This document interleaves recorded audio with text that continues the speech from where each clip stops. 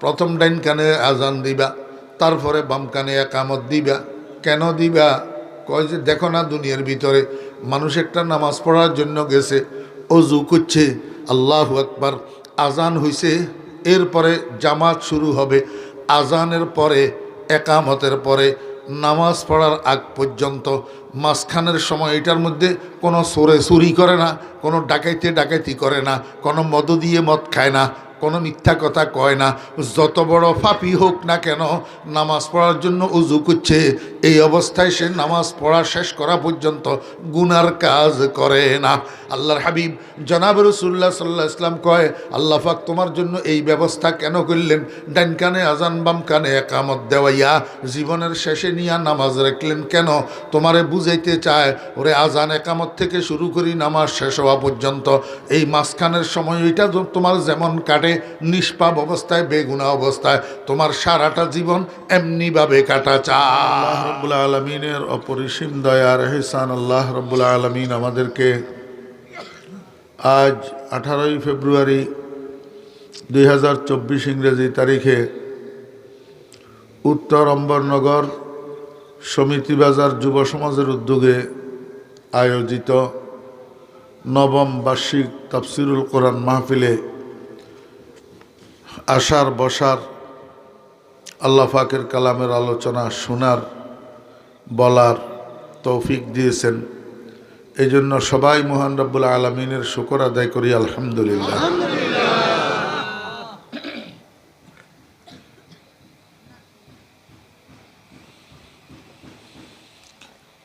পৃথিবীর মধ্যে যত মানুষ বাস করতেছে সব মানুষ তিন ভাগে বিভক্ত।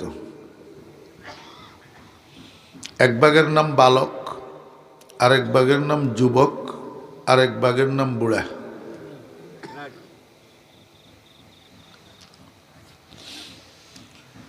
একটা মানুষের জীবনের তিনটা কাল: বাল্যকাল, যৌবনকাল, বৃদ্ধকাল।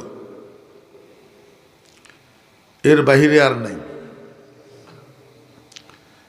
এই তিনটা কাল তিন হিসাবে গুরুত্বপূর্ণ। বাল্যকাল এক হিসাবে গুরুত্বপূর্ণ, যৌবনকাল আরেক হিসাবে গুরুত্বপূর্ণ, বৃদ্ধকাল আরেক হিসাবে গুরুত্বপূর্ণ। এই তিন কালের মধ্যে সবচেয়ে বেশি গুরুত্বপূর্ণ কাল হল যৌবনকাল।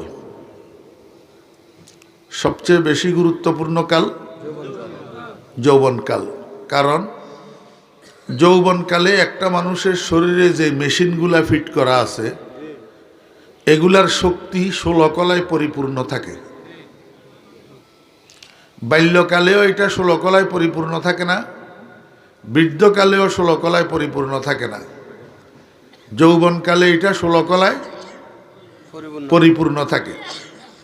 এই জন্য যৌবনকালটা পরিপূর্ণ অ্যাক্টিভ, বাল্যকাল পরিপূর্ণ অ্যাক্টিভ না, বৃদ্ধকাল পরিপূর্ণ অ্যাক্টিভ না। যদিও যৌবনকালটা পরিপূর্ণভাবে অ্যাক্টিভ, যদিও যৌবনকাল অন্য সব কালের থেকে বেশি গুরুত্বপূর্ণ, তবে বাল্যকালটার গুরুত্ব কম না। কেন জানেন?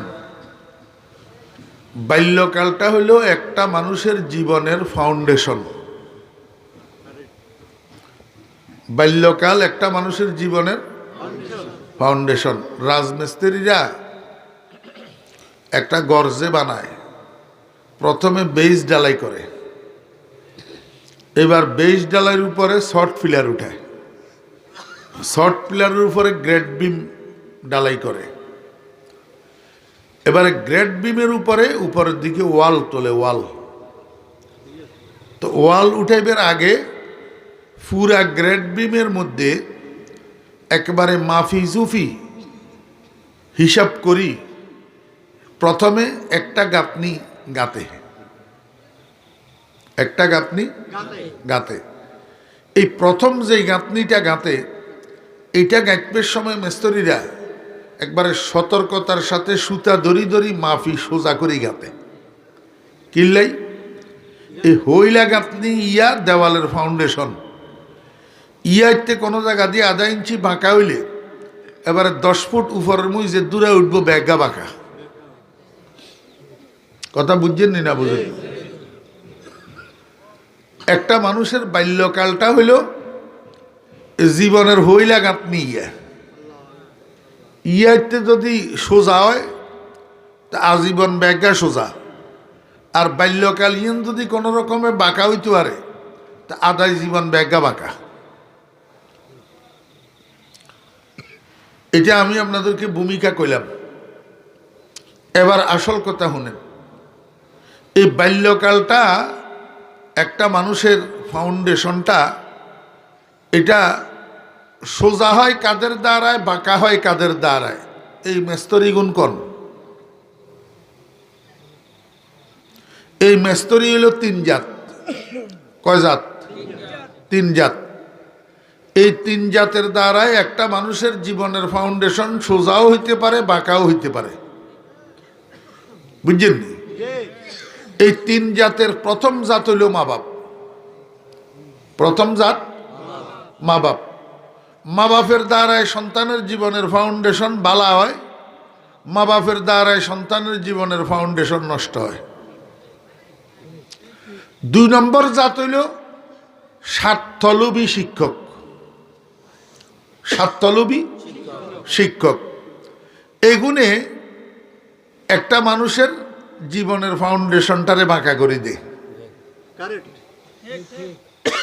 বুঝছেন নি কি কইছি? স্বার্থলোভী শিক্ষক। তো বেগুন স্বার্থলোভী নে বালা নাই, ও বালা গুণের দ্বারাই আবার একটা মানুষের জীবনের ফাউন্ডেশন সুন্দর হয়।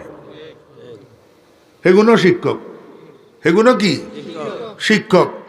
আর যে শিক্ষকে খালি টেয়া আসিনে, বেতন বুঝে, প্রাইভেট বুঝে, টিউশন বুঝে, কোচিং বুঝে, ওই শিক্ষকে ছাত্রর আক্ষরিক জ্ঞানের সাথে সাথে আদর্শিক জ্ঞান শিক্ষা দেওয়া বুঝে না, চারিত্রিক জ্ঞান শিক্ষা দেওয়া বুঝে না, শিষ্টাচার শিক্ষা দেওয়ারে কর্তব্য মনে করে না। এতে হইছে শিক্ষক নামের কুলাঙ্গার। এতে দ্বারায় একটা মানুষের জীবনের ফাউন্ডেশনটা নষ্ট হয়ে যায়। ঠিক আছে নি? ক নম্বর গেল? 3 নম্বর হইল আমাদের দেশের পলিটিক্যাল লিডাররা, রাজনৈতিক নেতাগণ। এগুলোর মধ্যেও বালাও আছে, খারাপও আছে। বালাগুণের দ্বারাই একটা মানুষের জীবন সুসজ্জিত হয়। একটা চরিত্রবান নেতার দ্বারায় আর 10টা চরিত্রবান নেতা তৈরি হয়। আর কতগুণ আছে নেতা নামের কুলাঙ্গার। এগুনে আপনার হোলাগালে স্কুলে মাদ্রাসা দিছেন, বালা ইজ্ঞা শিক্ষিত হই নক্ষত্রের মতো সমাজের আকাশে জলমল করার জন্য, কিন্তু এগুনে আপনার হোলাগার আতিথ্য পিস্তল ধরাই দে, ডেগার ধরাই দে, টেয়ার বান্ডেল ইজ্ঞা জাবিতে ঢুকাই দিয়ে আপনার হোলাগার তাই সন্ত্রাস করাইলে হয়। এগুনে এই হোলাগার জীবনটারে নষ্ট করে দে। কি বুঝছেন? বেগুনে নে জি, নষ্ট গুণে, বালা গুণে নো। সবটার মধ্যে 2 গ্রুপ আছে, এক গ্রুপ বালা আরেক গ্রুপ নষ্ট। নষ্টয় নষ্ট করে, বালায় বালা বানায়। কথা বুঝছেন না বুঝেন না? আল্লাহু আকবার।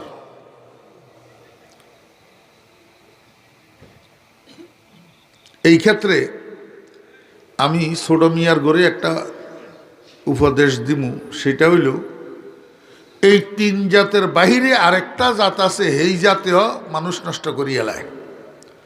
এই জাত হইল অসৎ সঙ্গী। অসৎ সঙ্গী, অসৎ সঙ্গী। এই জন্য মা বাপ সবসময় চৌকস থাকা চাই, আর হুদ্গা আড়ের কাল লগে, সলের কাল লগে, হীরের কাল লগে, এটার প্রতি নজর রাখা চাই। জি, মদদির লগে আঁটলে মদদি হয়ে যাব, চোরের লগে আটলে চোরই যাব, সন্ত্রাসীর লগে আটলে সন্ত্রাসীও যাব, পাবজি আর ফ্রি ফায়ারের প্লেয়ারের লগে আটলে হেতেরও হিটা নিশা হয়ে যাব। এবার তো হলো গলের মনে কষ্ট হয় যার কি বা কয় কন্টে কইলাইতে না দিয়ে এলার। হ্যাঁ, এই জন্য ছোট মিয়া গল আর সে মনে কষ্ট নিচ্ছা। মনে কষ্ট নিলে কি লাভ হইব? কথা বুঝছনি? ওই ফ্রেন্ড সার্কেল বানাইতে কেনা সাই সিন্দি বানাইও, ফ্রেন্ড সার্কেল বানাইতে কেনা কি বানাইও? সাই সিন্দি বানাইও। যেতেরে হেতেরে ফ্রেন্ড লিস্টে লইও না, বুঝছনি? উন্ডা গুন্ডা টাউট বাটপার চোর ডাকাত মদদি জুয়ারি ওই ফ্রি ফায়ার খেলেন যা এগুনের ফ্রেন্ড লিস্টে লইও না। লইলে তুইও সারে খারে যাইবা। সৎসঙ্গে স্বর্গবাস, অসৎসঙ্গে সর্বনাশ। আল্লাহু আকবার। একটা মানুষের জীবনের ফাউন্ডেশন কোন কাল? কয় না, বাল্যকাল। বাল্যকালের সীমা কদ্দুরা নিয়ে আগে ঠিক করেন। বাল্যকালের সীমা শুরু কোনান্তুন শেষ কোনান্তুন। আরে হলো গল আর এখান খালি ওয়াজ নো, আর আই খালি মোল্লা নো, আই সায়েন্টিস্ট মোল্লা। হারা জীবন ব্যাগা এই মাদ্রাসা সিলেবাসের সায়েন্সের তর্কশাস্ত্রের সর্বোচ্চ কিতাব জিয়া বেগাতুন কঠিন মাদ্রাসাত মূল হইয়া গেলে হয়তো চায় না। এ আই হিয়া হুতি হুতি মুখস্থ হয়েছি সারা জীবন। ওই লালপুর মাদ্রাসার যেখানে আব্দুল বাড়ি করি, আব্দুল বাড়ি নাই কি? আব্দুল বাড়ি কর্ম এই ওই জিজ্ঞান সাক্ষী আছে, ইয়ার কাছে কাঁপিয়ে উঠছে, অনাতুন বউ হয়ে গেছে, বুঝছেন নি? লালফুল মাদ্রাসার যাই জিজ্ঞাই আইয়েন। এটা কইয়ের কিনলেই আমার আলোচনাগুলা গবেষণামূলক আলোচনা। তুই সাইডাইয়া লাইও এত এত কিতাব এত বই হইতে ইত্যানো এত কিছু তুই তো আইতানো। বাল্যকালের শুরু কোথায় শেষ কোথায়? আপনার ঘরে জিজ্ঞাইলে আপনারা কবেন যে জন্মের প্রথম দিনের তুন বাল্যকাল শুরু। কিন্তু আয় কমু যে না, বাল্যকাল আরেক কেনা আগের তুন শুরু হয়। বলে হেয়ার আগে আর কন্ডে মারফেটে তুন, হেয়ার আগে মারফেটের তুন বাল্যকাল শুরু হয়, মারফেটের তুন বাল্যকাল শুরু হয়। এই আমরা যে আল্লাহ পাক রব্বুল আলামিন বানাইছে, বানানির পদ্ধতি কইতে নারেননি। হ্যাঁ, আব্বার এক ফোঁটা আম্মার এক ফোঁটা, 2 ফোঁটা বীর্য আল্লাহ পাকের কুদরতের দ্বারা নিয়ে গেছেন আদম তৈরির কারখানাত। কন্ডে আদম তৈরির কারখানা কি? আমাদের আম্মা জানদের গর্ব, আম্মা জানদের গর্ব, যেটাকে আরবিতে রেহেম বলে, রেহেম বাচ্চাদানি। এইখানে আব্বা আম্মা দুইজনের 2 ফোঁটা বীর্যরে আল্লাহ পাক নিয়ে গেছেন, নিয়া এটারে এখানে ঘুরার কয়দিন? ও আপনারা তো আতুন বালা হারেন দিয়ে কদিন? 40 দিন। এটা ভালো হয়েছে, আপনারা সাপোর্ট করছেন যে আগের দিক কই দিয়েছেন 40 দিন। আর হলা আইনি এবারে আর কথারে বিশ্বাস করব, নলে খালি আয় কইলে বিশ্বাস করতো না, বুঝেননি? কদিন ঘুরেছে? 40 দিন ঘুরানির পরে এই 2 ফোঁটা বীর্য একটার সাথে একটা মিশ্রণ হইয়া একটা জমাট রক্তের দলা হইছে। কি হয়েছে? এই জমাট রক্তের দলা এটারে আবার ঘুরা মেশিনের ভিতরে কি করে ঘুরার কদিন? আবার 40 দিন। আবার 40 দিন ঘুরানির পরে জমাট রক্তের দলা এটা একটা গোস্তের টুকরা হইছে। কি হয়েছে? গোস্তের টুকরা। এই গোস্তের টুকরা এটারে আবার ঘুরার মেশিনিকটা আবার কি করে ঘুরার কদিন? আবার 40 দিন ঘুরানির পরে এবারে গোস্তের টুকরা এটা 2 ভাগ হয়ে গেছে। বই কি হয়ে গেছে? 2 ভাগ, 2 টুকরা। এই 2 টুকরারে আবার মেশিনিতে কি করে ঘুরাইতে ঘুরাইতে এক টুকরা আগের যে গোস্তের টুকরা হয়েছিল হেয়াতুন আরো একটু নরম হুসুসা মুহ হয়ে গেছে। আরেক টুকরা আগের তুন আরো কঠিন শক্ত হয়ে গেছে। শক্ত যেটা হয়েছে এটারে কয় আড্ডির টুকরা। কি এর টুকরা? আড্ডির টুকরা। এবারে 2 টুকরা হয়েছে না, এবারে আড্ডির টুকরা নিয়ে না গোস্তর টুকরা নিয়ে না আবার ঘুরের কদিন? 40 দিন। এবারে ঘুরতে ঘুরতে ওই গোস্তর টুকরা দিয়ে নাছিল ইয়ান বেলন দিয়ে হিডা বেলতে যেরকম হিডা সারে মই মেলে গোস্তের টুকরা ইয়ে এরকম মেলেই গেছে। মেলি ওই আড্ডির টুকরা ইয়েনের চতুর্পাশে দিয়ে বেয়াইছে। আড্ডির টুকরা ইয়েনের চতুর্পাশে দিয়ে কি হয়েছে? বেড়ায় আড্ডির উপরে দিয়ে আবার গোস্তের কভারিং হয়েছে। গোস্তের কি হয়েছে? কভারিং হয়েছে। ভিতরে আড্ডি উঠে দি গোস্ত। এবারে আবার ঘুরাইতে ঘুরাইতে কদিন? 40 দিন। এই 40 দিন ঘুরানির দ্বারায় কোনোয়ান্দি চোখের আকৃতি, কোনোয়ান্দি কানের আকৃতি, কোনোয়ান্দি নাকের আকৃতি, কোনোয়ান্দি ঠোঁটের আকৃতি, কোনোয়ান্দি জিহ্বার আকৃতি, কোনোয়ান্দি মাথার আকৃতি, কোনোয়ান্দি ঠ্যাঙ্গের আকৃতি, কোনোয়ান্দি হাতের আকৃতি, অর্থাৎ বডি অফ হিউম্যান একটা মানব দেহের আকৃতি কমপ্লিট গঠিত হয়েছে। 40 গুরানির হরে 47 40। ওয়ালাকাদ খালাকনাল ইনসানা মিন সুলালাতিন মিন তিন সুম্মা জাআলনাহু নুতফাতান ফি ক্বারারিম মাকিন সুম্মা খালাকনান নুতফাতা আলাকাতান ফাখালাকনাল আলাকাতা মুযগাতান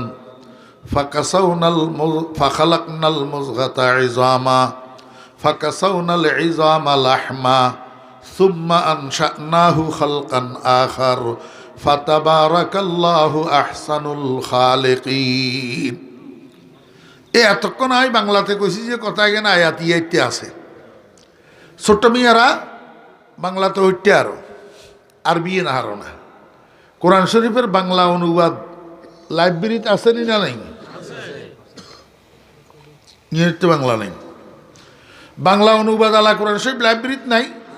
হেগেন কেন কিনি বাসাত বই এ আই হইলাম যে আয়াতিয়ার অনুবাদ চাইও ব্যাখ্যা চাইও কথা ঠিক আছে নি? মানব দেহের আকৃতি মায়ের পেটের মধ্যে হয়েছে নি? জি। এবারে আল্লাহ পাক রব্বুল আলামিন ফেরেশতাই গিয়ে হারায়। কেউ কয় যে জিব্রাইল, আর কেউ কয় যে জিব্রাইল ন অন্য ফেরেশতা একজন ফাটায়। ফেরেশতা হিয়ারে আল্লাহ কয়, এই ফেরেশতা যা নোয়াখালী জেলার সোনাইমুড়ি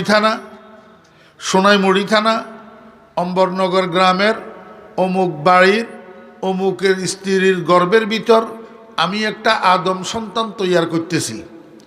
তোর কাম হইল এই আদম সন্তান ইয়া ভূমিষ্ঠ হওয়ার পরে 40, 50, 60, 70, 80 বছর জীবনযাপন করার পরে মরি যাইব, যে মরণের পরে যেটা ইয়ার কবর হইব এই কবরের জায়গাতুন এক চিমটি মাটি লই হিয়ার মারফেডিতে হিয়ার নাবির লগে মিশ্রিত করে দিয়ে।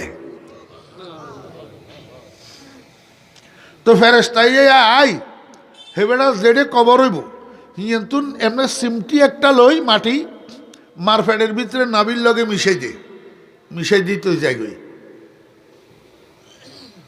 রসুল আকরম সাল্লাল্লাহু আলাইহি ওয়াসাল্লাম কয় যেই জায়গার মাটি তার নাবির লগে মিশাই দিছে এই জায়গা হিয়ানিতে হাতের দাফন হইব, হাতের বাপদাদার সাধ্য নাই কবর লড়াইবের।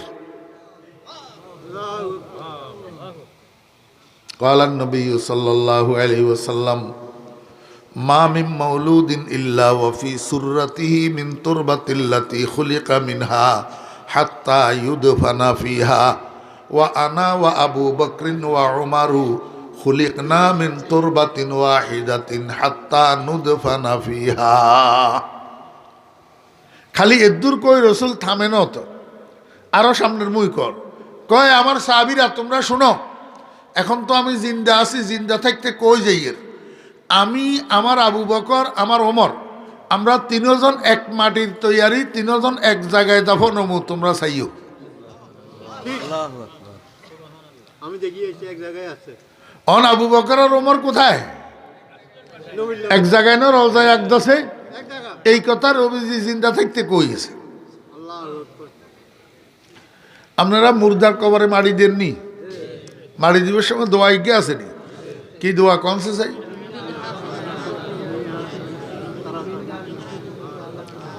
এই পণ্ডিতি অঙ্গানা বোঝা যাবে। ইয়ে না আসল পণ্ডিতি লাতুরে। তুমি মুসলমানের হলা না? তুমি হরেশচন্দ্রের গত্ত নিছ না সীতারানীর দুধ খাই বড় হয়েছ? তুই আব্দুর রহমান, আব্দুল করিম, আব্দুর রহিমের হুতন? তুই আমেনা বেগম, ফাতেমা বেগমের দুধ খাই বড় হয়েছ না? তো তুমি দুনিয়ার হন্ডিতি ব্যাগেন হারো, বাপের জানাজা হড়বেল লাগেছ যে হেঁটে জানাজার দোয়া ইয়া হারো না কা? তুই দুনিয়ার সাফাবাজি ব্যাগেন হারো, বাপের কবরে নামাইবের সময় দোয়াই গেছে ইয়া হারো না কা? তুই দুনিয়ার টাউডারি ব্যাগেন হারো, হ্যাঁ, দুনিয়ার সাফাবাজি ব্যাগেন হারো, বাপের কবরে মাটি দিবের সময় দোয়াই গেছে ইয়া হারো না কা? বাপ তোর মনে কষ্ট গেলে আর মাফ করে দিস বাউ। আই তো কুচি মিনহা খালাকনাকুম ওয়া ফিহা নুঈদুকুম ওয়া মিনহা নুখরিজুকুম তারাতান উখরা। অর্থ কি? আল্লাহ পাক রব্বুল আলামিন কয়, বান্দা এই মাড়ি এগেন দিয়ারি তোরে বানাইছিলাম, মাড়ি এগেন দি তোরে বানাইছিলাম, আবার এগেন ইতে তোরে ঢুকাইয়ের। এই মাড়ি এগেন ইতে তুই একদিন নিশ্চিহ্ন আসিলি, কিন্তু নাই তোরে অস্তিত্ব দিছি। এই অস্তিত্ব ইঞ্জেনেরা আবার বিলীন করিয়ে এলাম ও মাড়ি এগেন ইতে। ও কবর কুই সার না, অস্তিত্ব আসেনি, মাড়ি হয়ে গেছে না? এই মাড়ি এগেন তুন অস্তিত্ব দিছি। হানির বটকা দেখছেন নি? বটকা, বটকা চিনেননি? खुद फना होकर अपने जात में मिल जाना ये तमाशा हुबाब में देखा। আল্লাহর আশেকে কয় দুনিয়ার মানুষেরা ফানির লগে কিছু ধাক্কা খাইলে হেঁটে বটকাই গিয়া উড়ে, 2-1 সেকেন্ড পরে আবার বটকাইয়া বাস্ট হয়ে যায়, আবার ফানির তুন উঠছে ফানির লগে মিশি যায়। আরে দুনিয়ার মানুষ তোরা বেগুন মাটির বটকা, মাটির বটকা। এই মাটির তুন বটকাই গেউ সে 60-70 বছর পরে বটকাইয়া আবার মাটির লগে মিশি যায়।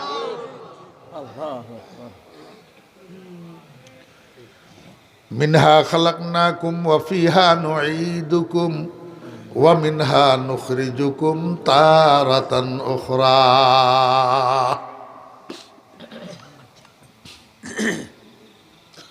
এবার মিশাইছে নি? নাভির মধ্যে কি মিশাইল? কবরের মাটি। কিসের মাটি? আল্লাহ পাক রব্বুল আলামিন কয়, বান্দা এখনো পর্যন্ত তুই মুর্দা। মানুষ তো আমি বানাইছি মার ফেটে, কিন্তু মানুষই এখনো পর্যন্ত মুর্দা। কিসে? হ্যাঁ, ঠান্ডা লাগে। হ্যাঁ, মানুষই এখনো পর্যন্ত জিন্দা না মুর্দা? মুর্দা।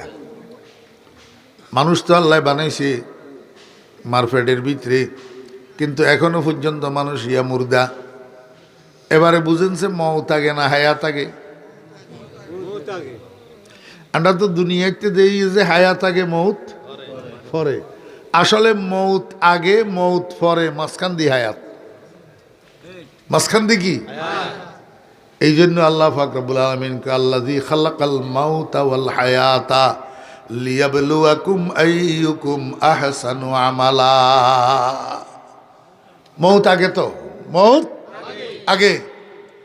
আল্লাহ পাক রব্বুল আলামিন কয়, বান্দা তোর মারে জিজ্ঞা গই, আল্লাহু আকবার, 47-এ 160 দিন, 47-এ 160 দিন। এই 160 দিন পর্যন্ত গর্ভে ধরা সন্তান মায়ের ফেড়ে নড়াচড়া করে না। এর পরে তুন নড়াচড়া শুরু হয়। কারণটা কি? এই 160 দিনের মাথায় আল্লাহ পাক রব্বুল আলামিন সুম্মা আনশানাহু খালকান আখার, আল্লাহ কয় যে সেখানে আমি আরেকটা জিনিস বানাই, সেই জিনিসটার নাম হলো রুহু। এই জিনিসটার নাম কি? রুহু। এখন রুহু যখন দিয়ে দিছে, এবারে হোলা জীবিত হয়ে গেছে। কন্ডে মায়ের ফেটে জীবিত যখন হয়েছে, এবারে নড়াচড়া শুরু হয়েছে। এবারে নড়াচড়া শুরু হয়েছে। নড়াচড়া শুরু হয়েছে যে এইটা বড় কথা ন, কিন্তু এতদিন পর্যন্ত বাচ্চা এটা মায়ের ফেডের মধ্যে কোনো সোদা ছিল না। এখন বাচ্চার মার ফেডের ভিতরে সোদা আইছে। এই সোদা আইছে যে এটার ক্রিয়া প্রতিক্রিয়া কি? কয় ক্রিয়া প্রতিক্রিয়া হইল এখন থেকে মা বাপ দুনো গায়ে যা করে, যা কয়, যা শুনে, যা খায়, এটার একটা প্রভাব যাইয়া গর্ভের সন্তানের উপরে পড়ে। গর্ভের সন্তান মা বাপের কথাবার্তা, খাওয়া দাওয়া, চলাফেরা, এটার থেকে একটা শিক্ষা গ্রহণ করে। একটা কি গ্রহণ করে? কথার কথা। মা ইজ্ঞায় মিষ্টি বেশি খায়, এই হোলাইয়ার মার হেডিতে মিষ্টি বেশি খাওয়ার অভ্যাস হয়ে থাকে। মা ইজ্ঞায় জাল বেশি খায়, মার ফেডিতে হোলাইয়ার জাল বেশি খাওয়ার অভ্যাস হয়ে থাকে। এই কারণে 22 বছর বয়সে হোলা দুগা এক হোটেলে এক টেবিলে দুই পাশে চেয়ার দুইয়া নিতে বইছে নাস্তা করবেন লাই। মেসিয়ার আই জিজ্ঞায় আপনারা কে কি খাইবেন? একজনে কয় আমারে দুগা পরোটা দেও, আর বেশি করি কদুরা শিরা দি গিয়া মিষ্টি দেও। হেতের খেয়াল হইল পরোটা দুগারে মিষ্টি শিরাইতে বিজাই বিজাই খেব। মিষ্টি শিরাইতে আর ইজ্ঞারে জিজ্ঞা কর তুমি কি খাইবা? কয় আর বেশি করি কাঁচা মরিচ দি ইজ্ঞা ডিম মামলেট দে। তার মানে হেতে জাল প্রিয়, জাল যে অল্প জালে হেতেরে হতায় না, বেশ করি জাল দেওয়া লাগে। হাতে কয় বেশি করি কাঁচা মরিচ দিয়ে আর ইজ্ঞা ডিম মামলেট দে। ইজ্ঞায় কয় মিষ্টি শিরা বেশ করি দে, আর ইজ্ঞায় কয় কাঁচা মরিচ বেশ করি দে। তার মানে একজন মিষ্টি প্রিয় আর একজন জাল প্রিয়। এই ব্যবধানটা ওই সে কন্তুন কইতে নারবেন নি মার ফেটে তো ইয়েতুন। এই জন্য আমি আমার সারা বাংলাদেশের মাহফিলগুলোতে একটা কথা বলিয়া বেড়াই, সন্তান গর্বে লইয়া মা যেই কাজ বেশি করে, যেই কথা বেশি বলে, যেই কথা বেশি শুনে, যেইখানা বেশি খায়, এইটার একটা এফেক্ট গর্বের সন্তানের উপর পড়ে। গর্বের সন্তান সেখান থেকে শিক্ষা গ্রহণ করে। এই জন্য অম্বরনগরবাসী যুবকেরা, যুবতীরা যারা আপনারা বিয়ে করছেন, সন্তান যখন গর্ভধারণ করবে, স্বামী স্ত্রী দুজন সাবধান। ঘরের ভিতরে গালিগালাজ করা যাবে না, অশ্লীল কথা বলা যাবে না, অশালীন কথা বলা যাবে না, ঝগড়াঝাটি করা যাবে না, মারামারি আর কিলাকিলি করা যাবে না। যদি করেন মনে করিয়েন আপনারা স্বামী স্ত্রী দুজন এগুলা করতেছেন না, বরং গর্বের সন্তানের এগুলা শিক্ষা দিতেছে। গর্বের সন্তানের কি দিতেছেন? হায় হায় হায় হায়। আব্দুল কাদের জিলানী রহমতুল্লাহ আলাইহির নাম শুনছেন নি আপনারা? হযরত বড় পীর সাহেব রহমতুল্লাহ আলাইহি কিরকম বড় পীর ছিলেন উনি, কিরকম বড় পীর। অদস্ত এমন দাবি করি বইছে একদিন দুনিয়ার কোনো অলি আবদালের মুখে এত বড় দাবি শোভা পায় না। মুরিদি লা তাখাফ আল্লাহু রাব্বি আতানি রিফাতান নিলতুল মালি দারাস্তুল ইলমা হাত্তা সিরতু কুতবান ওয়া নিলতু সাআদা মিন মাওলাল মাওয়ালি ওয়া কুল্লু ওয়ালিয়িন আলা কদমি ওয়া ইন্নী আলা কদমিন নবী বদরিল কামালি। আব্দুল কাদের জিলানী রহমতুল্লাহ আলাইহি কয় দুনিয়ার মানুষেরা শুনো, সারা দুনিয়ার ওলি আবদাল গাউস কুতুব পীর বুজুর্গ সব আমার কদমের উপর, আর আমি সরাসরি মুহাম্মদুর রাসূলুল্লাহ সাল্লাল্লাহু আলাইহি ওয়াসাল্লামের কদমের উপর। এই দাবি আব্দুল কাদের জিলানীর মুখে শোভা পায়, আর কারো মুখে শোভা পায় না। আমার ভাইরা দোস্ত আবাব, এই আব্দুল কাদের জিলানীর বয়স যে সময় 5 বছর।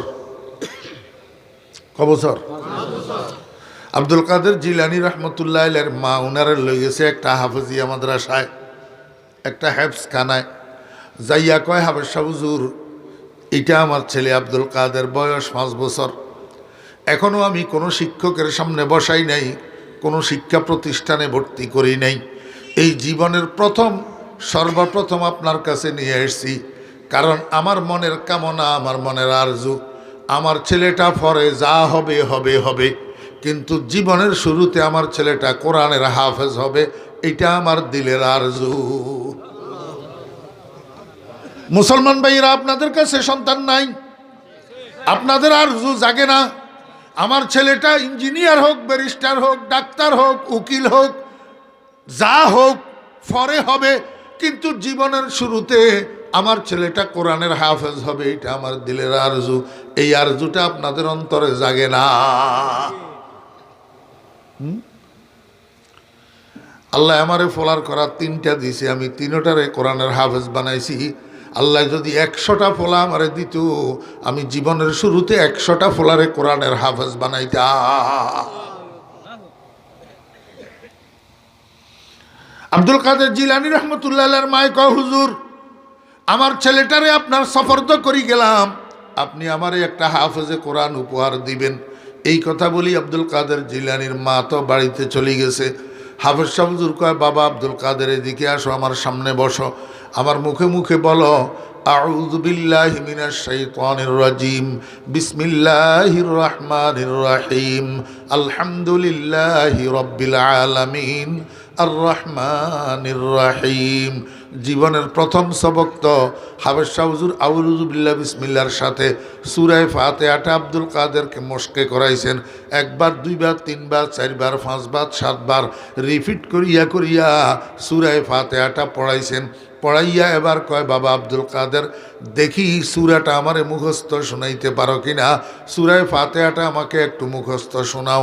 ওস্তাদজির আদেশ পাইয়া শিশু আব্দুল কাদের বুকে হাত দিয়া শুরু করছে, আউযু বিল্লাহি মিনাশ শাইতানির রাজিম, বিসমিল্লাহির রহমানির রহিম, আলহামদুলিল্লাহি রাব্বিল আলামিন, আর রহমানির রহিম। হাফেজ সাহেব হুজুর চোখ বন্ধ করে শুনতে আছে, আব্দুল কাদের সূরা ফাতিহা হাফেজ সাহেব হুজুরকে মুখস্থ শুনাইতে আছে। হুজুরের খেয়াল হইল সূরা ফাতিহা শেষ, আব্দুল কাদেরের তেলাওয়াত শেষ, কিন্তু বাস্তবতা তার উল্টা।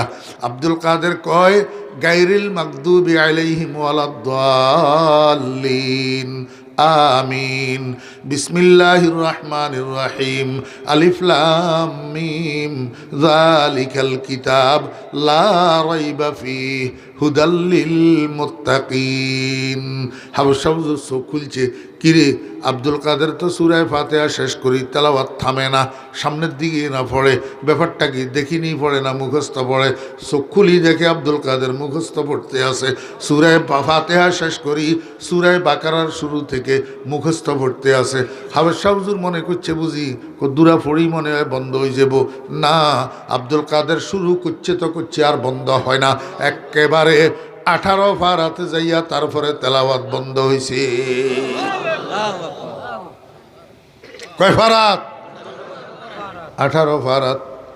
আমার বেইরা দোস্ত আবাব হাফেজ সাহেব হুজুর তো অবাক হইয়া গেছে, রে তোরা কে আছিস? আব্দুল কাদেরের মাকে একটু খবর দে। আব্দুল কাদেরের মা এসছে। হাফেজ সাহেব হুজুর কয়, বোন আপনি না করলেন আপনার ছেলেটাকে কোনো শিক্ষকের সামনে বসান নাই, কোনো শিক্ষা প্রতিষ্ঠানে ভর্তি করেন নাই, আপনার ছেলেটাকে আমি সূরা ফাতিহা মুখস্থ করাইলাম, সূরা ফাতিহা শুনাইতে কইলাম, আপনার ছেলে সূরা ফাতিহা তো শুনাইল, সাথে এক বৈঠকে 18 পারা কোরআন শরীফ আমারে মুখস্থ শুনাইয়া দিল। আপনি কইলেন কোনো শিক্ষকের সামনে বসান নাই, তাহলে আব্দুল কাদের 18 পারা মুখস্থ কেমনে করল, কোথায় করল? আব্দুল কাদের জিলানী রহমতুল্লাহ আলাইহির মায় কয়, হাফেজ সাহেব হুজুর আমি জানি আমার ছেলে কোথায় মুখস্থ করছে, কেমনে মুখস্থ করছে। কয়, কি জানেন একটু তাড়াতাড়ি বলেন। আব্দুল কাদেরের মা কয়, হুজুর আমি একটা মহিলা, আমি একটু বেশি কোরআন তেলাওয়াত করি। বেশি কোরআন তেলাওয়াত করা আমার নেশা, কোরআন তেলাওয়াত করা আমার গেজা। আমি যেই দিন আমার নেশা পরিমাণ কোরআন তেলাওয়াত করি না, সেই দিন আমার ক্ষুধা লাগে না, আমার খানা হজম হয় না। যেই দিন আমি আমার নেশা পরিমাণ কোরআন তেলাওয়াত করি না, সেই দিন রাত্রে আমার 2 চোখে ঘুম আসে না। আমার ভাইরা দোস্ত বাপ বুঝি থাকলে আমার একটু বলেন না, গোটা অম্বরনগর না গোটা সোনাইমুড়ি থানা ব্যাগটা তালাশ করলে এই গুণের মা কয়জন পাওয়া যাবে? হ্যাঁ, বাপ ভালো তার বেটা ভালো, মা ভালো তার জি, গাই ভালো তার বাছুর ভালো, দুধ ভালো তার ঘি। আরে ফ্যাট ভালো যার সন্তান ভালো, ফ্যাট খারাপ যার সন্তান খারাপ। হ্যাঁ, বুয়াতে পাকি জাতি নতে পাকে কেরদার, জেনা জাদা না বাসদ জুজ জেনাকার, যে মরদুম সক যে সক মরদুম নাজায়ত, যে গুন্দুম যাও গুন্দুম নায়ায়ত, গোলে আমরা যে হক দরওয়ায় না হুফতা, যে গুলজারে খলিলুল্লাহ সে গুফতা। জোলাইখা হজরত ইউসুফ আলাইহিস ইসলামের হাপ্তমখানার মধ্যে নিয়া হজরত ইউসুফ আলাইহিস ইসলামের থেকে জেনার কামনা করছে, জেনা জেনা বেবিচার। আল্লাহর নবী হজরত ইউসুফ আলাইহিস ইসলাম কয়, জোলাইখা তুমি তো আশ্চর্য মহিলা, এমন একটা অপবিত্র কাজের কামনা তুমি আমার মতো একটা পবিত্র পুরুষের থেকে কেমনে করতে পারলা? তুমি আমার কি মনে করছ, বাপ যদি বেবিচারী হয় সন্তান বেবিচারী হইতে পারে? আমার আব্বা বেবিচারী নয়, আমার আব্বা ইয়াকুব তিনি একজন নবী, আমার দাদা আমার ইসহাক তিনি একজন নবী, আমার পরদাদা ইব্রাহিম তিনি একজন নবী। আমি ইব্রাহিমের নবুয়তের বাগানের সদ্য পরিস্ফুটিত এক পবিত্র ফুল। আমার ভিতরেও আল্লাহ পাক নবুয়তের বেদার রহস্য লুপ্ত রাখছে। আমার বংশের মধ্যে বেবিচারী কেউ নাই, সব পবিত্র চরিত্রের অধিকারী। আমার মতো পবিত্র চরিত্রের অধিকারী থেকে তুমি এমন অপবিত্র কাজের কামনা কেমনে করলা? তোমার এই কামনা কিয়ামত পর্যন্ত তো পূরণ হবে না। কারণ মানুষের পেট থেকে মানুষের বাচ্চা জন্ম নেয়, কুকুরের বাচ্চা জন্ম নেয় না। কুকুরের পেট থেকে কুকুর ছানা জন্ম নেয়, মানুষের বাচ্চা জন্ম নেয় না। ধানের সরার মধ্যে ধান পাওয়া যায়, গম পাওয়া যায় না। গমের সরার মধ্যে গম পাওয়া যায়, ধান পাওয়া যায় না। ও বেরা দোস্ত আবাব, এই জন্য আমি আমার সারা বাংলাদেশের মাহফিলগুলোর মধ্যে বলি, আব্বা আম্মা গণ, সন্তানকে যদি চরিত্রবান বানাইতে চান, আগে আব্বা আম্মা ঠিক হইয়া যান। আব্বা আম্মার চরিত্রে যদি দূষণ থাকে, সন্তান কোনোদিন চরিত্রবান হবে না। ওরে দোস্ত দোস্ত, আব্বা আম্মার নিয়ত যদি খালেস না থাকে, আব্বা আম্মার মধ্যে দিনদারি আর পরহেজগারি যদি না থাকে, ওরে 13,000 মাদ্রাসায় পড়াইবেন, ওই জুব্বাওয়ালা কুত্তাওয়ালা মৌলবি হবে, কিন্তু হক্কানি রব্বানি দিনদার এলেমওয়ালা আলেম হবে না, হবে না। আগে নিজের চরিত্র ঠিক করতে হবে। আমার বেইরা দোস্ত আবাব, শিক্ষক মহোদয়গণ, মাদ্রাসা বলেন আর স্কুল কলেজ বলেন, শিক্ষক হলো মানুষ বানানোর কারিগর, শিক্ষক হলো চরিত্রবান বানানোর কারিগর, শিক্ষক হলো তারকা বানানোর কারিগর। এই শিক্ষকের চরিত্রে যদি দূষণ থাকে, ছাত্র কোনোদিন যোগ্যতা সম্পন্ন তৈরি হবে না, ছাত্র কোনোদিন নক্ষত্রের মতো জলমল করবে না, ছাত্র কোনোদিন চরিত্রবান হবে না। ও বেরা দোস্ত আবাব, যদি নেতার চরিত্রে দূষণ থাকে, কর্মী কোনোদিন ভালো হবে না।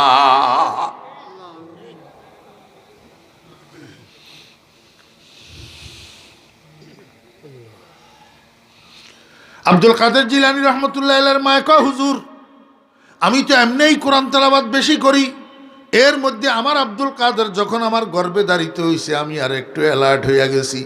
তখন থেকে আমি এবারে কোরআন তেলাওয়াতের মাত্রা আরও বাড়াই দিছি। আমি একটু সময় পাইলেই অজু করি, কোরআন শরীফ লইয়া বসি, একটু অবসর পাইলেই কোরআন শরীফ লইয়া বসি। আমার তো খেয়াল, আমার আব্দুল কাদের আমার গর্ভের ভিতরে থাকা অবস্থায় আমার মুখের তেলাওয়াত শুনিয়া শুনিয়া আমার পেটের ভিতরেই 18 পারা কোরআনের হাফেজ হইয়া গেছে। দুনিয়ার মানুষ জানে না আমার আব্দুল কাদের অন্য 10টা নবজাতের মতো না। আমার আব্দুল কাদের ভূমিষ্ঠ হওয়ার সময় 18 পারা কোরআন সিনার মধ্যে লইয়া ভূমিষ্ঠ হয়েছে।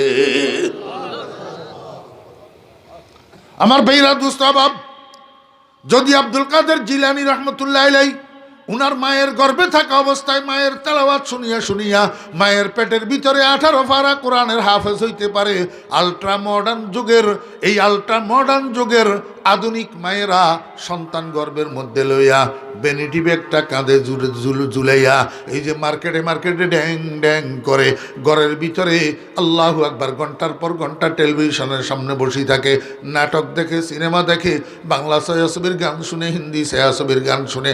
আমাকে একটু বলেন না, আব্দুল কাদের জিলানী যদি মায়ের তেলাওয়াত শুনিয়া কোরআনের হাফেজ হয়, তাহলে এই আলট্রা মডার্ন তথাকথিত দইয়ুস মহিলা এইগুলার পেটের সন্তান মায়ের পেটে থাকা অবস্থায় ডজনের গানের হাফেজ হয় কিনা? মায়ের পেট থেকে ভূমিষ্ঠ হওয়ার সময় ডজনে আল্লাহু আকবার সিনেমার ডায়লগের হাফেজ হইয়া বাইর হয় কিনা? এই পোলা ভূমিষ্ঠ হওয়ার পরে আব্দুল কাদের জিলানী কেমনে হবে? এটা তো চোরের সর্দার হবে, এটা তো ডাকাতের সর্দার হবে, এটা তো হাইজেকার হবে, এটা তো মদদিয়ার জুয়ানি তৈয়ার হবে।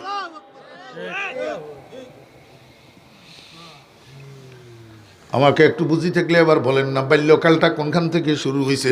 আর এই বাল্যকালটা নষ্ট করে কারা? সর্বপ্রথম মা আর বাপে। মা আর বাপে।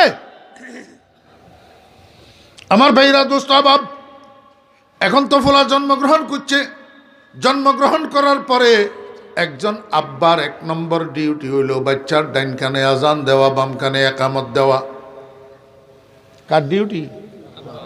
আব্বার। অদোস্ত, তোর বয়স তো 25 বছর, তুই মাত্র বিয়ে করছ, যে 1 বছর হয়েছে, এটা তোর প্রথম সন্তান। আরও ডেলিভারি হয়েছে হসপিটালে, হসপিটালে সিজারের ডেলিভারি।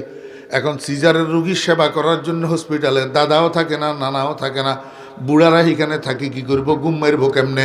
থাকে জোয়ানেরা, হয় এই নবজাতের আব্বা, নইলে নবজাতের চাচা, নইলে নবজাতের মামা।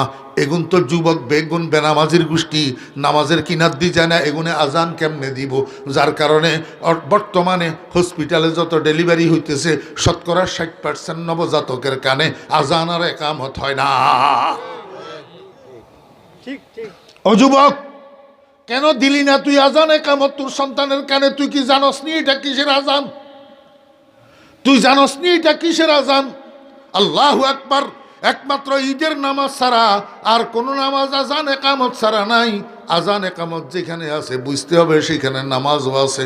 আল্লাহর হাবিব তোর সন্তানের কানে যে আজান একামত দেওয়াইল, ওইটা কিসের আজান একামত জানোস নি? এই সন্তান 60, 70, 80 বছর হায়াত পাওয়ার পরে যখন মারা যাবে, এই সন্তানের খাটিয়ার উপরে শোয়াইয়া দুনিয়ার মানুষ একসাথে হইয়া যে একটা নামাজ পড়বে, যেটাকে জানাজার নামাজ বলা হয়, সেদিন আজান একামত দেওয়া হবে না। কারণ এই নামাজের আজান একামত তার জীবনের শুরুতে তার কানের উপরে দেওয়া হয়েছে। কি করলি তুই? তুই যে আজান দিলি না, তোর সন্তানটা যখন 70 বছরে মারা যাবে তখন তো তুই দুনিয়াতে থাকবি না, কিন্তু এই 70 বছরের জানাজা যে পড়া হইব এই আজান একামত ছাড়া। কি করে দিলি তুই? আমার বেইরা দোস্ত আবাব, সরকার দো আলম জনাবে মুহাম্মদুর রাসূলুল্লাহ সাল্লাল্লাহু আলাইহি ওয়াসাল্লাম আজান একামত দেওয়ার জন্য কেন বললেন? কেন ডান কানে আজান দিতে বললেন? কেন বাম কানে একামত দিতে বললেন? আজান একামতের মধ্যে 2টা জিনিস আছে। একটা হইল আশহাদু আল্লাহ ইলাহা ইল্লাল্লাহ, এটার নাম তাওহীদ। এটার নাম কি? তাওহীদ। আর একটা হইল আশহাদু আন্না মুহাম্মাদার রাসূলুল্লাহ, এটার নাম রিসালাত। এটার নাম কি? রিসালাত। আরেকটা হলো হাইয়া আলাস সালাহ, এটার নাম দাওয়াত ইলাস সালাহ, নামাজের দিকে আহ্বান। আল্লাহর হাবিব জনাব রাসূলুল্লাহ সাল্লাল্লাহু আলাইহি ওয়াসাল্লাম বলেন, আমার উম্মতেরা সন্তান ভূমিষ্ঠ হওয়ার পরে সর্বপ্রথম সন্তানের কানে এই 3টা বাড়ি লাগাও। আশহাদু আল্লাহ ইলাহা ইল্লাল্লাহর বাড়ি, আশহাদু আন্না মুহাম্মাদার রাসূলুল্লাহর বাড়ি, হাইয়া আলাস সালাহর বাড়ি। এই 3 বাড়ি যখন তুমি সন্তানের কানে দিবা, আউয়ালু মা ইয়াকরাউস সামআ ইয়াস্তাকিরু ফিল কলব, মানুষের কানের উপরে প্রথম যেই কথাটা বাড়ি খায়, এই কথাটা তার দিলের মধ্যে যাইয়া খোদাই হইয়া যায়, এই কথাটা তার দিলের মধ্যে যাইয়া জমি যায়। অতএব একটা নবজাত মায়ের পেট থেকে বাইর হওয়ার পরে সর্বপ্রথম যখন তার কানে তাওহীদের বাণী লাগে, রেসালতের বাণী লাগে, দাওয়াত ইলা সালাতের বাণী লাগে। এই সন্তান দুনিয়ার যেই পৃষ্ঠে যাবে যাক, যেই শিক্ষায় শিক্ষিত হোক, যত বড় ইউনিভার্সিটিতে যাক, যত বড় ডক্টর আর ব্যারিস্টার হোক না কেন, এই সন্তান কোনো দিন ঈমান হারা হবে না, ঈমান বিদ্বেষী হবে না, ঈমানের বিরুদ্ধে কথা তার মুখ থেকে বাইর হবে না। এই ছেলে কোনো দিন নাস্তিক হবে না, কোনোদিন নাস্তিক হবে না। এক নম্বর কারণ। দুই, জনাব রাসূলুল্লাহ সাল্লাল্লাহু আলাইহি ওয়াসাল্লাম কয়, উম্মত প্রথম ডাইন কানে আজান দিবা, তারপরে বাম কানে একামত দিবা। কেন দিবা? কয় যে দেখো না দুনিয়ার ভিতরে মানুষ একটা নামাজ পড়ার জন্য গেছে, অজু করছে, আল্লাহু আকবার, আজান হইছে, এরপরে জামাত শুরু হবে, আজানের পরে একামতের পরে নামাজ পড়ার আগ পর্যন্ত মাঝখানের সময় এটার মধ্যে কোনো চুরি করে না, কোনো ডাকাইতি করে না, কোনো মদ দিয়ে মদ খায় না, কোনো মিথ্যা কথা কয় না। যত বড় পাপী হোক না কেন, নামাজ পড়ার জন্য উজু করছে, এই অবস্থায় সে নামাজ পড়া শেষ করা পর্যন্ত গুনার কাজ করে না। আল্লাহর হাবিব জনাব রাসূলুল্লাহ সাল্লাল্লাহু আলাইহি ওয়াসাল্লাম কয়, আল্লাহ পাক তোমার জন্য এই ব্যবস্থা কেন করলেন? ডান কানে আজান বাম কানে একামত দেওয়াইয়া জীবনের শেষে নিয়া নামাজ রাখলেন কেন? তোমারে বুঝাইতে চায়, ওরে আজান একামত থেকে শুরু করি নামাজ শেষ হওয়া পর্যন্ত এই মাঝখানের সময় এটা তোমার যেমন কাটে নিষ্পাপ অবস্থায়, বেগুনা অবস্থায়, তোমার সারাটা জীবন এমনিভাবে কাটা চায়। इब्तिदा में है अज़ां और इंतहा में है नमाज, इब्तिदा में है अज़ां और इंतहा में है नमाज, है ये तेरी जिंदगी तकदीर मौला हक नवाज, है ये तेरी जिंदगी तकदीर मौला हक नवाज। আমার বেরা দোস্ত আবাব, সন্তানের এই দায়িত্বগুলো যদি আপনারা পালন না করেন, ওরে মা বাপের হক যদি সন্তানে আদায় না করে, সন্তানও কিয়ামতের ময়দানে শাস্তির সম্মুখীন হবে। আবার মা বাপে যদি সন্তানের হক আদায় না করে, তো কিয়ামতের ময়দানে আল্লাহ পাকের আদালতের কাঠগড়ায় যখন সন্তানকে উঠানো হবে, সন্তান তখন বলবে, কালু রব্বানা ইন্না আতা'না সাদাতানা ওয়া কুবারানা ফাআযাল্লুনাস সাবিলা। রব্বুল আলামিন, আমরা তো দুনিয়াতে কতগুলা মানুষের অনুসরণ করতাম, কতগুলা মানুষের অনুকরণ করতাম, তাদের কথা মানতাম। এক নম্বরে আমাদের মা বাপ, দুই নম্বরে আমাদের শিক্ষক, তিন নম্বরে আমাদের নেতা, এদেরকে আমরা কথা মানতাম। কিন্তু এরা আমাদেরকে ভুল পথে চালাইছে, এরা আমাদেরকে সঠিক দিক নির্দেশনা দেয় নাই, সঠিক পথের দিশা আমাদেরকে দেয় নাই। যদি দিত তাহলে মানতাম। রব্বুল আলামিন, আজকে আমরা আপনার কাঠগড়ার আসামি হয়েছি, যদি আমরা শাস্তির উপযুক্ত হই, আপনার কাছে আমরা আপিল করতেছি। আপনি তো ন্যায় বিচারক, আমাদের এই দিক নির্দেশনা দাতা, আমাদের কর্তা, আমাদের অভিভাবক, আমাদের মুরব্বী, আমাদের মা বাপ, এদেরকে ডবল শাস্তি দেওয়া হোক। রব্বানা আতিহিম যিফাইনি মিনাল আযাব ওয়ালআনহুম লানান কাবীরা। এই জন্য বলি, ও মুরব্বিয়ানে কেরামেরা, মনোযোগ আসেনি? এই আয়াত আজকে কেন তেলাওয়াত করলাম, এই বিষয়বস্তু কেন নিলাম, এই এখন আপনাদেরকে বলতেছি অল্প সময়। একটা জাতির উন্নতি এবং অবনতি নির্ভর করে যেই সময়ে জাতি উন্নতি করবে, যেই সময়ে অবনতি করবে, সেই সময়ের বাল্যকালের মানুষ যেগুলা, এগুলাকে সঠিকভাবে গড়ি তোলার উপর নির্ভর করে। সঠিকভাবে গড়ি তোলার উপরে কি করে? আপনাদের অম্বয়নগরে এখন বালক নাই, জি আমার বেয়েরা দোস্ত আবাব, বাল্যকালের সীমানা কতটুকু? একটা মানুষ প্রাপ্ত বয়স্ক হওয়া পর্যন্ত, বালেগ হওয়া পর্যন্ত, বালেগ হওয়া পর্যন্ত, বালেগ হওয়ার থেকে এইবার যৌবন শুরু হয়, বালেগ হওয়া পর্যন্ত এটা হইল বাল্যকাল। একের সোজা কথায় ধরেন না, মানে 0 থেকে 15, 0 থেকে 15, এই 0 থেকে 15 পর্যন্ত একটা বালকের যদি আপনি সুন্দর চরিত্রে গড়ে তুলতে পারেন তাহলে তার জীবনটাও সুন্দর হবে। এইরকম 20টা বালকের জীবন যদি সুন্দরভাবে গড়ে ওঠে তাহলে আপনার সমাজটা সুন্দর হয়ে যাবে। আর এরকম 20টা বালকের জীবন যদি অসুন্দরভাবে গড়ে ওঠে তাহলে আপনার সমাজ ব্যবস্থাটা জাহান্নামের কূপে পরিণত হবে। জাহান্নামের কূপে পরিণত হবে। দোস্ত, একটা জাতিকে যদি আপনি উন্নত করতে চান, বালকদের পিছনে মেহনত করেন, এদেরকে সঠিক শিক্ষা দেন। আর একটা জাতিকে যদি আপনি ধ্বংস করতে চান, বালকদের পিছনে মেহনত করেন, তাদেরকে আপনি কুশিক্ষা দেন। কথা বুঝেন নাই? আমার বেহরা দোস্ত আবাব, আজকে আমাদের মুসলমানের সমাজকে হানাহানির সমাজ বানাইতে চায়, মুসলমানের সমাজকে অশান্তির সমাজ বানাইতে চায়, মুসলমানের সমাজকে আল্লাহু আকবার অসুন্দর সমাজ বানাইতে চায় ওই ইহুদি খ্রিস্টান এবং ইহুদি খ্রিস্টানের পদলেহনকারীরা। এই জন্য আমাদের বালকগুলাকে কুশিক্ষা দিতে চায়, কুশিক্ষা। নতুবা যেই দেশে 90% মুসলমান, ওই দেশের বালকদের সিলেবাসের ভিতরে শরীফের গল্প আসবে কেন? শরীফের গল্প কি আপনারা জানেন দোস্ত? নাউযুবিল্লাহি মিন যালিক। আমি তো একটা কথা বলবো, এই বাবারা মিয়ারা শুন, আমার কথা যদি ভুল হয়, অযৌক্তিক হয়, তোদের জুতা আমার গাল, তোদের জুতা আমার গাল। গণতান্ত্রিক দেশ, যার মনে যেই দল কয় সেই দল কর, যার মনে যেই পার্টি কয় সেই পার্টি কর, আমার তো কোনো আপত্তি নেই। তুমি বিএনপি করো, তুমি আওয়ামী লীগ করো, তুমি জাতীয় পার্টি করো, আমার কি আসে যায়।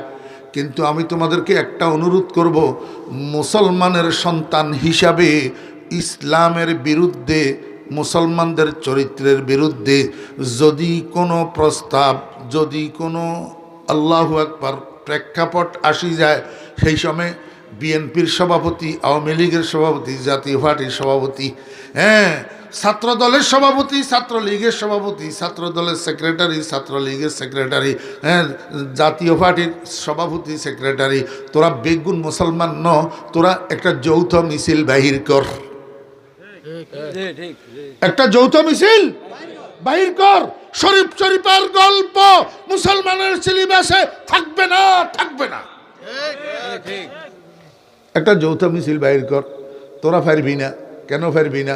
তোদের কাছে ইসলামের থেকে দল বড়, ইসলামের থেকে দল বড়, ইসলামের থেকে দল বড় হওয়ার কারণে তোরা এই যৌথ মিছিলটা করতে পারবি না। যদি আজকে সারা বাংলাদেশের সব দলের সভাপতি, সেক্রেটারি একসাথে একটা যৌথ মিছিল করতো, তাহলে এই নাস্তিকের বাচ্চারা ভয়ে এই সমস্ত সাহস আর করতো না। কথা বুঝছেন না বুঝেন নাই? আমার মুসলমান ভাইরা তো বলে, হুজুর আমাদের কি করণীয় আছে? আপনাদের করণীয় আছে। বুকে যদি ঈমান থাকে তাহলে শরীফের গল্প বর্জন করতে হবে। শরীফের গল্প যেই সিলেবাসে থাকে সেই সিলেবাস বর্জন করতে হবে। শরীফের গল্প যেই প্রতিষ্ঠানে থাকে সেই প্রতিষ্ঠান বর্জন করতে হবে। এবারে মাদ্রাসা ধরাইবেন নিসান, বুঝিসান, মনে চাইলে হড়ান, না মনে চাইলে কিয়ামতের দিন জবাব দিবেন লাই তৈয়ার হয়ে থাকেন। ওয়া আখিরু দাওয়ানা আনিল হামদুলিল্লাহি রাব্বিল আলামিন ওয়া সাল্লাল্লাহু তাআলা আলা খাইরি খালকিহি মুহাম্মাদিন ওয়া আলিহি ওয়া সাহবিহি আজমাইন। দুরূদ শরীফ পড়েন।